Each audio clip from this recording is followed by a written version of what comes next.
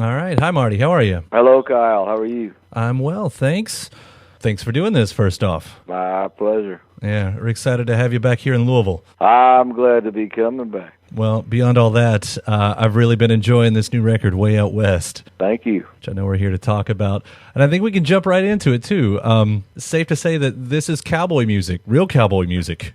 Well, I don't know. It's the outer edge of cowboy music. And when I was doing my television show, if we needed a song, one of the beauties of that show was, every show needed 7 songs.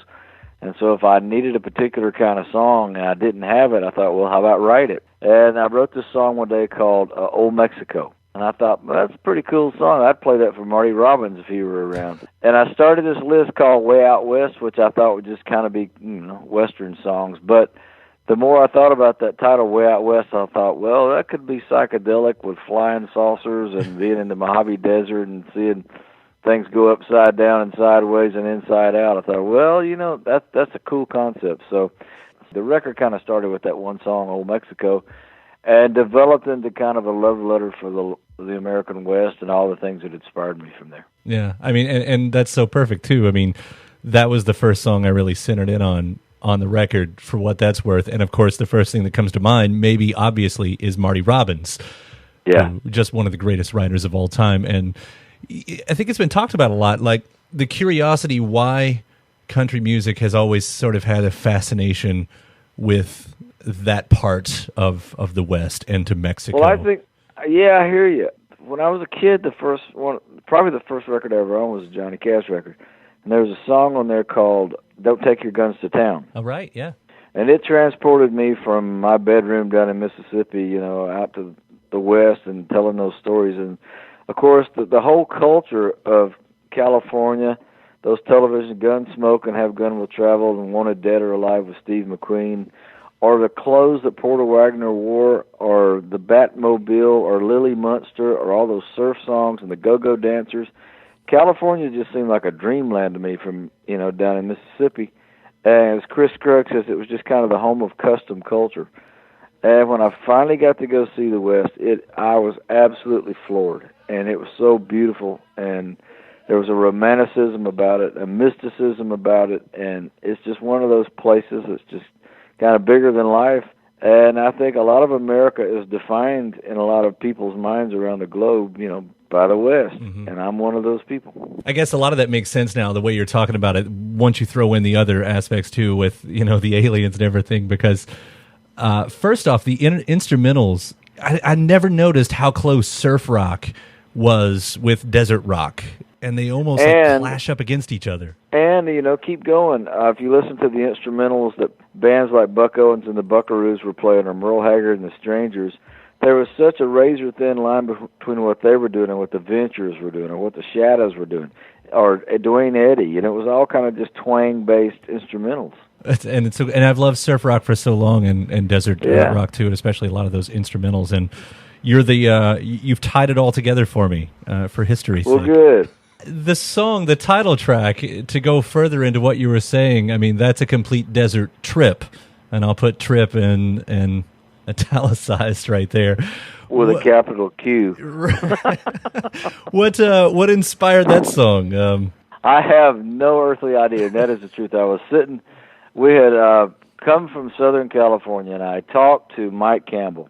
I'd taken this concept out to Mike Campbell, and just kind of played in some songs. I said, I need a producer or a shepherd. It's probably or a coach or whatever you want to call it. And I think you're the guy. And I said, you'll keep me honest, and you'll keep the songs honest. And I said, no, I don't think this is a record that needs to be recorded in Nashville. It definitely needs to be recorded, in Southern California.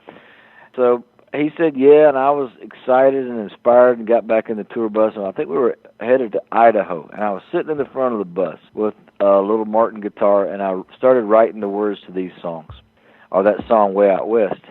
I remember looking at it going, well, that's really nuts. I just started laughing, and I took a nap. And when I woke up, I looked at the words again. I went, well, it is kind of nuts, but it's kind of interesting. And I wrote another verse, and I played it for the band at Soundcheck. And our sound man, Mick Conley, he just happened to hit the button, and he recorded our Soundcheck version of the song. And I listened back to it, and I went, that's pretty cool. So I idea where it came from or why it came. Yeah. But that's kind of the story. That's sort of the other folklore or the West, and maybe it's not folklore is not the right word because there's a lot of stories in it. In fact, I don't know. I'm getting off track here, but there was an episode of The Simpsons that had Johnny Cash in it, and he was the spirit of a coyote during a drugged-out desert trip. So you've just written the soundtrack for that episode. Well, stranger things have happened. You mentioned Mike Campbell, two of you and him both known as masters of your craft. You guys ever duel it out up there? Is there one better than the other? Oh God, I'd defer to Mike Campbell any day of the week. He's there's a reason why he's in the Rock and Roll Hall of Fame and I'm not. Oh, that's a tragedy right there. Where we met was in 1996, I think it was, when Johnny Cash was doing those American recordings. And the second record was called Unchained. And the band on that record was Tom Petty and the Heartbreakers and me. And there was a song called Rusty Cage. The Soundgarden Rick cover, yeah. Yeah, there you go. The Rick Rubin had asked John to record, and John didn't like it.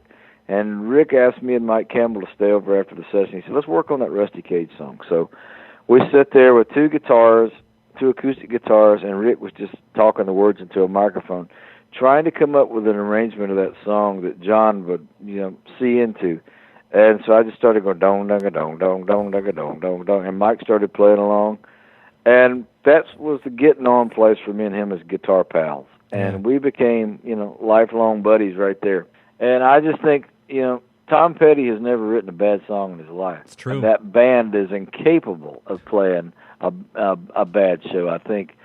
But I have a feeling that all of those songs are a whole lot better and brighter on account of Mike Campbell. I just think he's a brilliant player. He's a brilliant arranger, and it's just absolutely great. I'd kind of wonder, and you've sort of already answered the question, and I might be going somewhere where, this really doesn't exist, but since you wrote these songs kind of on the way over the years, I do find that it comes out at a really interesting time with everything that's happening out there, and suddenly Native Americans are back in the forefront of the news with Standing in Rock, and I was kind of curious if that was on your mind at all as you were putting out a record like this.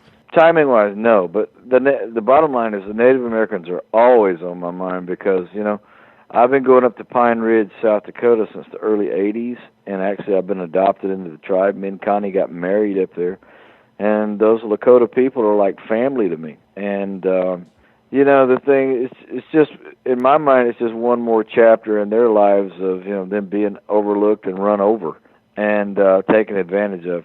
So, there's always an injustice up there. There's just always an injustice. But they need all the friends they can get, and they have one in me. And I was just up there maybe a month ago and attended some ceremonies. And I tell you, those people need all the friends they can get. But if there's anything I do that, raises any kind of hope or awareness, at the end of the day, I'm a white boy.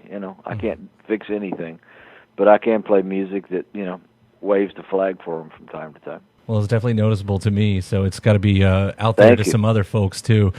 I love this record. I've listened to it so many times over the past few weeks, and you really have captured the spirit of a place and of an era and even a present era in some respects. So thank you so much for the music and the album and the conversation today, Marty. Thank you, sir. Thanks for letting me be on your show. Yeah, we'll see you in Louisville. Okay, man. All Have right. a good day. Take care. Bye. Bye.